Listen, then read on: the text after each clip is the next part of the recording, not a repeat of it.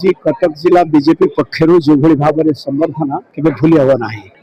एवं गत मसरे लोकों मुख्यमंत्री माननीय मोहन चरण माझी एवं राज्य सभापति वर्तमान राज्यसभा सांसद सम्मान्य मनमोहन सामल उभय नेतृत्व में प्राय 12-13 ऊर्ध समस्त जाए राज्य कार्यालय जोगदे समस्त कृतज्ञता जनवा सहित यशस्वी प्रधानमंत्री गोटे राज्य पर गोटे राज्य को अतिक्रमित कर सुशासन दे आसुंच माननीय प्रधानमंत्री नरेंद्र मोदी महोदय